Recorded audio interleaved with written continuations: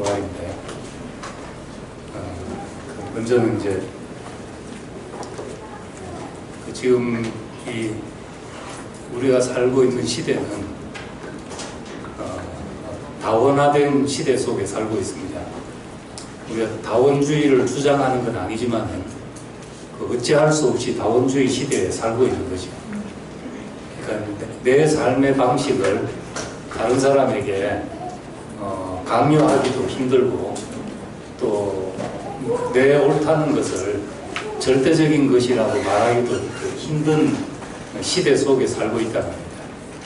그러니까 우린 다원주의를 앞장서 주장한 사람은 아니지만 현실이 지금 다원주의 시대에 놓여져 있는 거죠.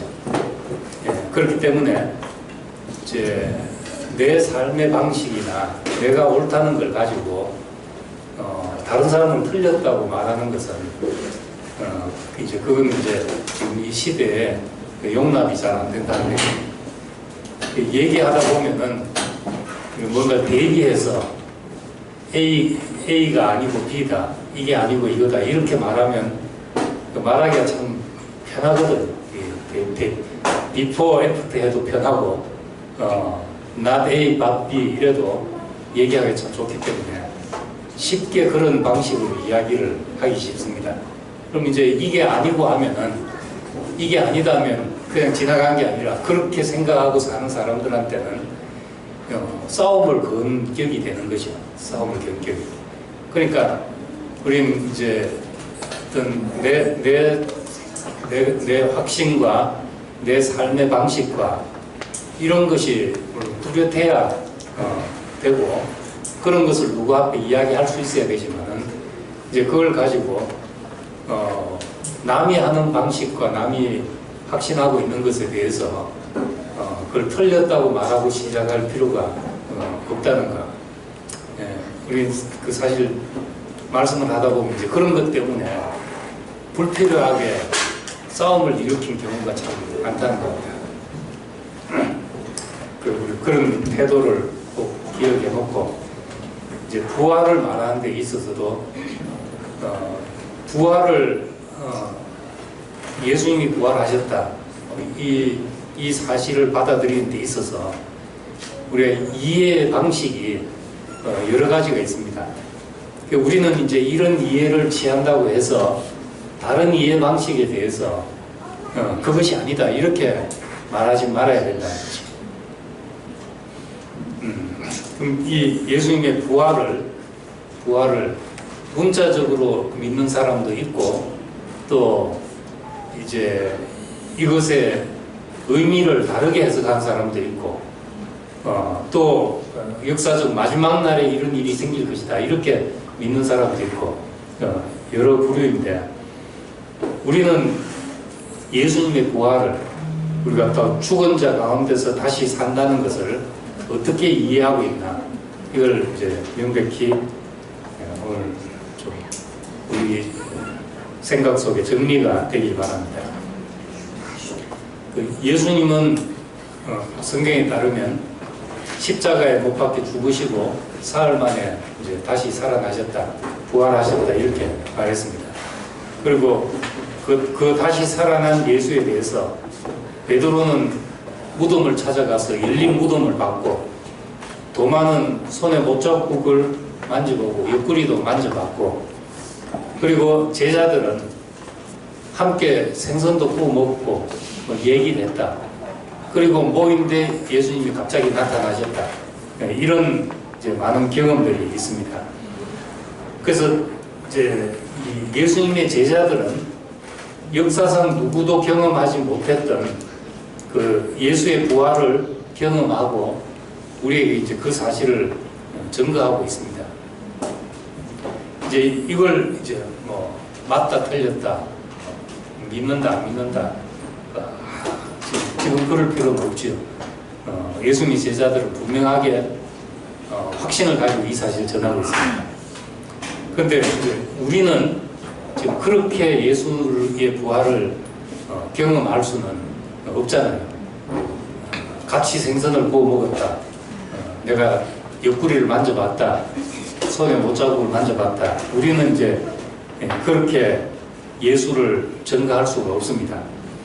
2000년 전에 팔레스타인 땅에서 예수께서 부활하신 사건은 그 시공간적으로 유일적인 사건이 될 수밖에 없고 다시 재현되거나 우리가 다시 그것을 볼 수 있는 그런 사건은 못 된다는 겁니다.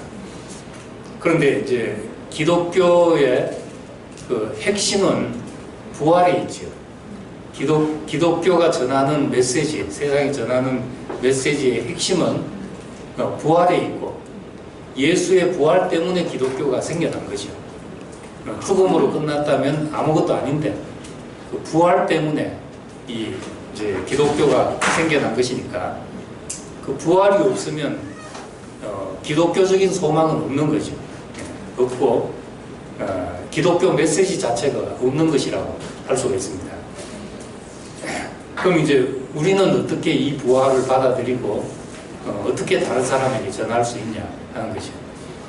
이 시공간을 초월해서 모든 사람이 경험할 수 있는 형태로 부활을 전한 사람이 바로 바울이라는 사람입니다. 12제자가 전한 방식, 내가 분명히 봤다. 예수님이 부활하신 것을 옆구리를 만져봤고 같이 이야기를 했고 같이 식사를 했다.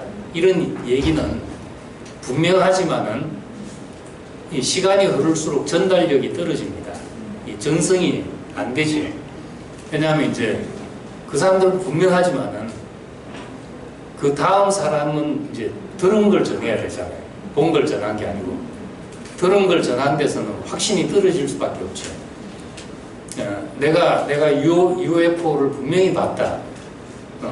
내가 이제 지금 여기서 그렇게 이야기를 한다면 여기 있는 분들은 나를 믿으니까 헛소리 할 사람이 아닌데 UFO를 분명히 봤다더라. 있는갑다 하고 전할 수가 있죠. 뭐 전하는 게 보정도 아니겠습니까? 내가 확신한다 이럴 수는 없고 내가 정말 믿는 사람이 봤다고 하더라 이래 되는 거죠. 그럼 이제 이 사람 말 들은 사람은 어떻게 되겠습니까? 내 친구가 그러던데 친구의 친구가 봤다더라. 흘러가면 이제 친구의 친구가 봤다더라. 이래 되면 한 세대도 이게 넘어가기 힘들어지는 거죠. 그런 방식으로는. 근데 2000년 동안 그것이 전해진다는 것은 이건 보통 일이 아닌 거죠. 그럼 어떻게 이것이 2000년 동안 전해질 수가 있었겠는가 하는 것이거든요. 여기에 이제 큰 역할을 한 사람이 바울이라는 사람이죠. 바울은 우리처럼 예수님의 죽음과 부활을 역사적으로 못 본 사람이라 합니다. 못 본 사람인데 고린도전서 15장에 보면은 그리스도께서 우리를 위해서 죽으시고 장사 지낸 바 되었다가 성경대로 사흘 만에 다시 살아나셔서 게바에게 베드로에게 보이시고 12제자에게와 그 후 500의 형제 1세에 보이셨고 그 후에 야고보에게와 모든 사도에게와 맨 나중에 만삭되지 못하여 난 자 같은 내게도 보이셨다. 지금 이제 베드로가 본 것과 12제자들이 본 것과 자기가 본 것을 동일선상에 놓고 있다는 겁니다. 예. 바울은 역사적인 예수의 부활을 못 본 사람입니다. 그 자리에 있은 사람도 아니고 못 본 사람인데 베드로가 본 것과 자기가 본 것을 동일하게 놓고 지금 이야기를 하고 있죠. 그러면 이제 바울은 뭘 본 건가? 바울은 뭘 봤다가 예수님 부활을 자기도 봤다 했는데 바울이 본 건 뭔가 하는 겁니다. 그 바울은 예수를 본 사람이 아니고 예수 믿는 사람들을 본 사람이거든요. 예수 믿는 사람들. 예수 믿는 사람들 속에서 부활을 봤기 때문에 이제 봤다고 말하는 거죠. 자기가. 그 어떤 사람을 봤냐? 대표적으로는 이제 스테반을 봤죠. 많은 기독교인들을 보면서 이를 갈면서 이런 사람은 죽어야 된다 하고 처형을 하는데 동조하고 했는데 사도행전 7장에 이제 스테반이 죽는 광경이 나옵니다. 그리고 스테반이 죽을 때 그 옆에 이제 짤막하게 그때 사울이란 청년도 그 옆에 있었다. 그리고 죽이는데 동의하는 표시로 자기 옷을 벗어서 그 옆에 던져 넣는데 사울도 스테반이 죽을 때 가편 투표를 던졌다는 거죠. 이제 동조했다. 사울이란 청년도 거기에 있었다는 말은 스테반을 돌로 쳐 죽이는데 최소한 동의하고 그리고 적어도 주동이 된 사람이라는 걸 알 수가 있습니다. 그 사건 뒤에 9장에 보면 7장에서 스테반이 죽는 게 나오고 그 다음에 이제 9장에 다메섹으로 가는 길에서 이제 회심하는 장면이 나오죠. 이 회심이 어떻게 이루어졌는가? 물론 사건으로 보면은 갑자기 가다가 빛이 비쳐서 무슨 소리가 들리고 거꾸러져서 나는 내가 핍박한 예수다. 어찌하여 나를 핍박하냐 이런 음성을 듣고 회심한 것이지만은 실제적으로 우리가 여기까지 사울이란 청년이 여기까지 오게 된 것은 수많은 기독교인들이 죽는 모습을 봐온 것입니다. 그 죽는데 대부분 죽음 앞에서 소망이 없는 사람들은 죽음을 두려워하고 죽음을 회피하려고 하고 하는데 이 기독교인들 안에서 예수 믿는 사람, 예수 그리스도인들 속에서 한결같이 죽음을 넘어서는 어떤 모습을 봤다는 겁니다. 죽음을 대표적으로 이제 스테반 이야기를 써놨는데 스테반이 예수 그리스도를 증거하고 나서 돌을 던져 쳐 죽이는데 얼굴이 해같이 빛났다. 천사의 얼굴 같더라. 이렇게 묘사하고 있거든요. 만약에 이제 죽는 사람에게서 이런 모습을 봤다면 아무리 확신에 차고 강심장이라 하더라도 확신이 흔들리지 않겠어요. 이제 법정에서 재판을 하는데 이제 사형선고 언도를 하는데 대부분 사형선고 나면 고개를 들고 가는데 마지막 죽을 때까지 나는 죄가 없다고 결백을 주장하는 그런 사람이 실제로 그런 사람도 있는데 그러면 재판 자체, 판결 자체가 다 흔들리게 돼 있는 거죠. 마지막 죽는 순간까지 나는 결코 그러지 않았다. 만약에 이제 사형 선고 받은 사람이 그렇게 말한다면은 재판했던 사람조차도 내가 이 재판 잘못한 게 아닌가 그럴 수밖에 없거든.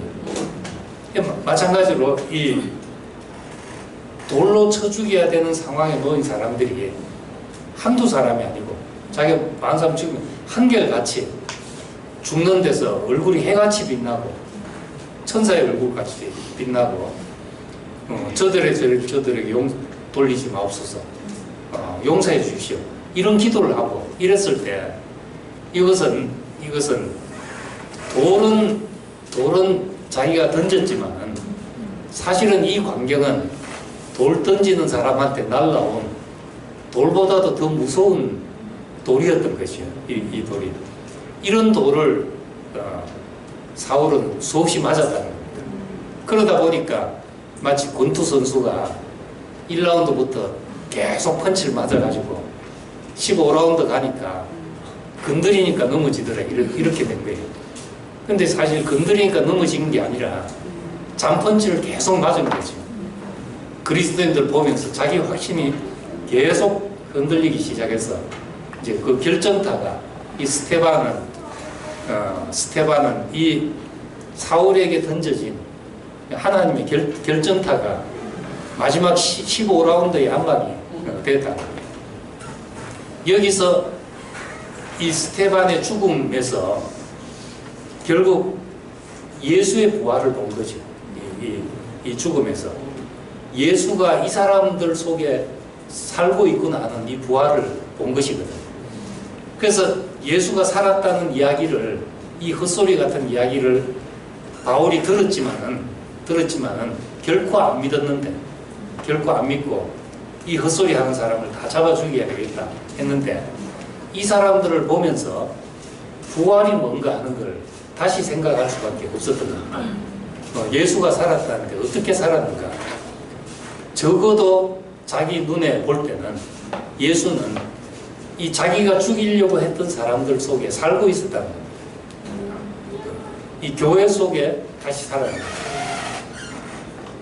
그래서 이 바울은 죽음과 부활을 다시 정의 내리게 됐던 겁니다. 로마서 6장에 보면은 그렇게 말합니다. 죽음과 부활이 뭐냐? 우리가 세례를 받았는데, 침례를 받았는데 그것은 예수와 합해서 침례를 받은 것이다. 그 말은 예수와 함께 죽었다는 말이다. 그럼 예수와 함께 죽었으면 그가 다시 사실 때 우리도 함께 사는 것이 아니냐. 이런 논리를 펴가면서 6장 10절에 뭐라고 하고 있는가 하면은 그가 죽으시면 죄에 대해서 죽은 것이고 그가 다시 살으시면 하나님에 대해서 산 것이다. 이러므로 우리가 죄에 대해서는 죽은 자로 하나님에 대해서는 산 자로 얘기할지어다. 이제 그렇게 로마서 6장 10절, 11절에 말하고 있습니다. 자, 죽음과 부활이 뭔가? 이건 이제 생물학적인 문제가 아니라는 겁니다. 우리는 다 생물학적인 문제로 알기 때문에 심장사냐, 뇌사냐 이거 가지고 죽었다 살았다 이렇게 이제 이야기하는 걸로 생각하기 때문에 부활을 믿어야 되나 말아야 되나 이렇게 생각하는데 적어도 우리가 이제 예수의 부활을 믿을 수 있는 것은 바울 때문이거든요. 12제자들 같이는 우리가 못 믿고 바울 같이는 믿을 수가 있는 거죠. 그럼 바울은 어떻게 믿었는가? 예수님의 죽음과 부활을 그의 죽으심은 세상에 대해 죽은 거다. 죄에 대해 죽은 것이다. 그리고 그가 다시 살았다는 것은 하나님에 대해서 산 것이다. 죽음은 하나님에 대해서 죽은 것이고 살았다는 것은 하나님에 대해서 살아있는 게 부활이다. 로마서 6장 10절이 그런 해석이란 말입니다. 그러니까 우리는 이제 교회에서 대대로 전해지는 부활은 대대로 부활. 우리가 이제 그런다고 해서 예수의 역사적인 부활을 우리는 그거 아니다 부인하는 것이 아니지. 우리는 그 사실은 우리가 경험할 수는 없지만은 그것이 시작이 돼서 우리는 어떻게 전할 수 있냐? 바울처럼 전할 수 있다는 겁니다. 나도 예수의 부활을 봤다. 이렇게 전할 수 있다는 겁니다. 근데 그 부활은 교회에서 본 부활인 거죠. 바울은 그리스도인들에게서 본 부활이라는 겁니다. 그렇기 때문에 우리는 예수의 역사적 부활, 이것은 12제자들이 그렇게 전했지만은 시공간을 넘어서서 모든 사람이 경험할 수 있는 부활은 바울이 말한 것처럼 맨 나중에 만삭되지 못하게 한 자 같은 내게도 보이셨다. 나도 봤다. 우리는 이제 이 부활을 나도 부활을 봤다 하고 이제 전할 수가 있는 겁니다. 그래서 이제 모든 사람이 경험할 수 있는 부활, 이 부활을 이제 현재적인 부활이라고 그렇게 말합니다. 현재적인 부활. 로마서 6장에 바울은 아까 말했듯이 그 로마서 6장이 예수와 함께 죽고 예수와 함께 다시 산다. 그 부활을 말합니다. 그리고 빌립보서 3장에 보면은 내가 예수의 죽으심을 본받아 어떻게 했든지 죽은 자 가운데서 부활에 이르려 한다. 죽은 자 가운데서 부활에 이르려 한다. 그래서 나는 날마다 죽는다. 이 말을 하고 있는데 이 말은 몸이 죽었다가 다시 산다는 걸 말한 것이 아니라 예수와 합해서 죽고 날마다 예수의 부활을 경험한다. 이제 그런 말입니다. 이건 이제 현재적으로 부활을 경험한다는 거죠. 우리도 부활할 것이다. 이것은 내 몸이 죽은 후에 어느 날 부활할 것이다. 이 말이 아니라 로마서 6장과 빌립보서 3장의 이야기는 예수와 합해서 우리가 죽었다면 우린 지금 부활을 경험할 수 있다 하는 겁니다. 이걸 이제 예수님의 말로 하면은 요한복음 11장 24절에 그렇게 말했습니다. 나사로가 죽었을 때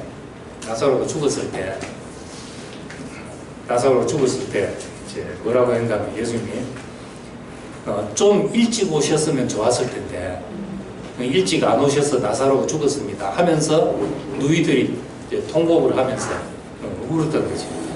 예수님을 보자마자. 그때 예수님께서 한 말이 나를 믿는 자는 죽어도 살겠고 무릇 살아서 나를 믿는 자는 영원히 죽지 아니하리니 이렇게 말했습니다. 나를 믿는 자는 죽어도 살지만은 지금 살아서 나를 믿는 자는 영원히 죽지 아니한다 이렇게 말했습니다. 이 말이 맞습니까? 예수를 믿는 사람은 영원히 안 죽은 사람이 있냐는 거죠. 그러면 이제 이 말씀이 틀렸냐? 그게 아니고 죽음과 삶의 의미가 다른 이야기를 하고 있다는 거죠. 영원히 산다는 게 뭔가? 영원히 산다는 게 몸이 안 죽는다는 말이 아니라 하나님에 대해서 산 것이 그것이 이제 영원히 산 거라는 거죠.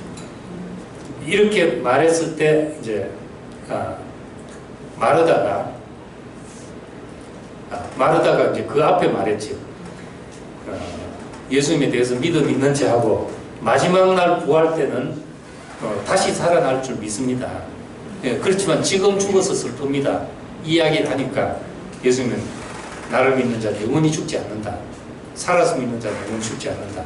이 말을 하고 있다는 거죠.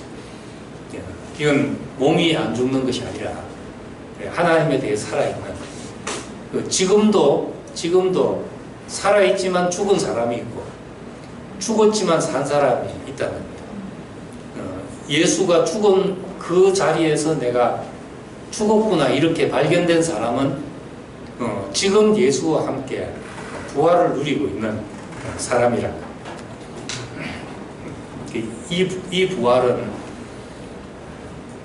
이제 이런 부활이 있기 때문에 사실은 예수의 부활이 2000년이 흐르는 동안 오늘날까지 대대로 전해질 수가 있었다는 거죠. 우리는 이제 한 세대를 우리가 가지고 있는 귀중한 경험과 가치를 다음 세대에 전달하기도 참 힘듭니다.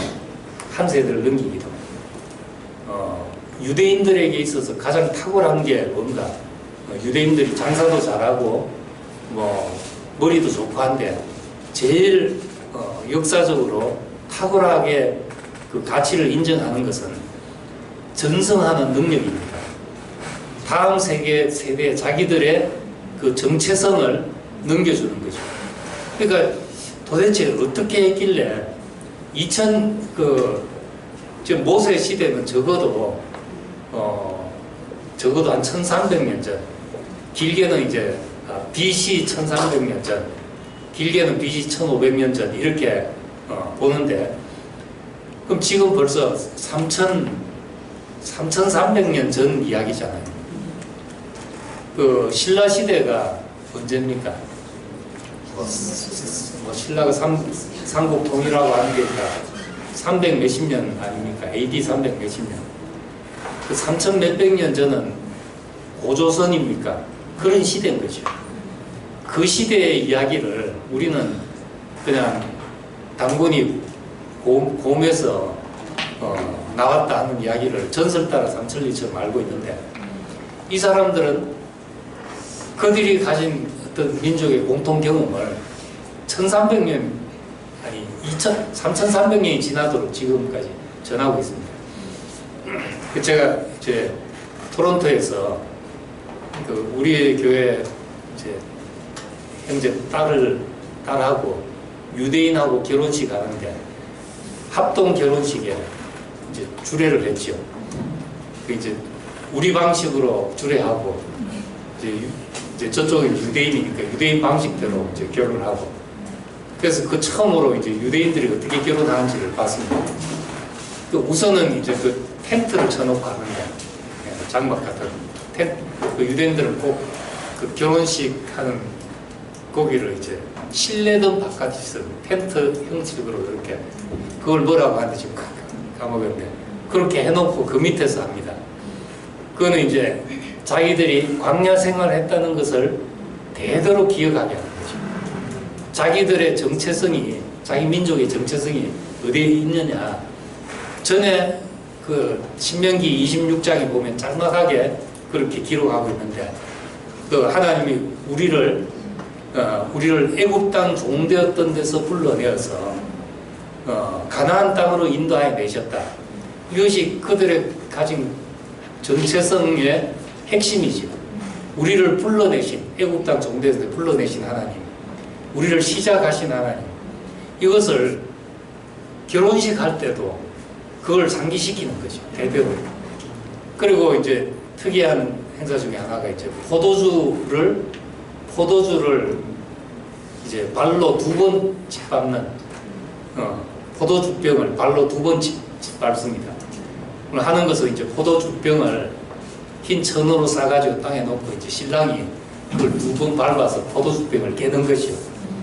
뭔가 자기 민족이 2번 짓밟혔다. 이걸 기억하자는 거죠. 이걸 상기하자는 거죠. 이걸 상기하자는 거예요. 그 한 가지가 이제 예수 이전에 그 히랍 왕이 와서 안티오커스 에피파네스 하는 왕이 와서 그 완전히 이제 이스라엘 말살 정책을 편 때가 있습니다. 이스라엘 왕들이, 이스라엘 민족이 일을 가는 3번의 역사가 있는데, 한 번은 그 안티오커스 에피파네스 하는 그 왕 시절이고, 또 하나는 히틀러고, 하여튼 3번의 경험이 있는데, 그 히틀러 시대와 그때 자기 민족이 피를 흘리고 처참하게 짓밟힌 이거를 결혼식 때마다 이제 기억하게 하는 거죠. 의미를 알든 모르든 그거 안 하면 유대인이 아닌 거죠. 예, 그리고 이제 의미를 알든 모르든 자기들의 민족이 기억해야 될 일을 계속 암기하게 하는 겁니다. 그럼 지금 이제 유대인들은 그 의미를 아는 정통 유대인이 있고, 그 의미를 모르는 좀 리버럴한 날라리, 한국말로 하면 날라리고 영어로 하면 리버럴이고 그런 이제 유대인들도 있습니다. 그렇지만은 공통적으로 자기들이 지킬 의식, 그건 철저하게 하는 거죠. 그 민족 정체성을 상기하게 하는. 그러니까 이 결혼한 그 청년도 정통 유대인도 아니고 그냥 이제 자기가 유대인이라 그것만 갖고 있는 사람인 거예요. 그리고 랍비도 물어보니까 자기도 정통 랍비가 아니고 그냥 결혼식 줄에 서주는 전문 직업 랍비인 거죠. 그러니까 이제 편하게 절반 우리가 하게 해주고 이제 하는데, 지금 이제 아무 의미를 못 느껴도 그 의식은 안 버리고 지키고 있는 거예요. 그런 것이 이제 전성의 힘이죠. 3,300년이 지나도록 유대인이라는 민족 전체성을 갖고 살게 하는 그 힘이 되는 겁니다. 그럼 우리의 정체성은 어디에 있는가?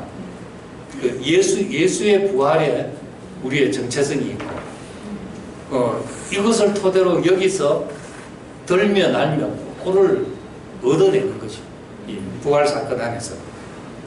그렇기 때문에 이 예수의 부활,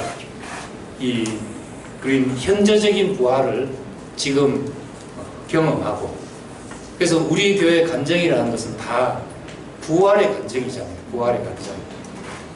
근데 이걸 이제 기독교인들은 부활이라는 말 안 쓰고 거듭남이라고 말합니다. 거듭남. 네, 거듭남이라고 말하는데, 우리는 이제 그런 용어를 넘나들면서 예수님에게만 쓴 부활이라는 용어를 마구 쓰고 있는 거지. 그럼 부활과 거듭남이 다른 겁니까? 같은 겁니까? 예, 질문입니다. 부활과 거듭남이 다릅니까? 같은 겁니까? 거듭남은 다시 태어남이고, 부활은 죽었다고 다시 살아남인데, 다시 태어남과 다시 살아남이 다른 겁니까? 같은 겁니까? 예?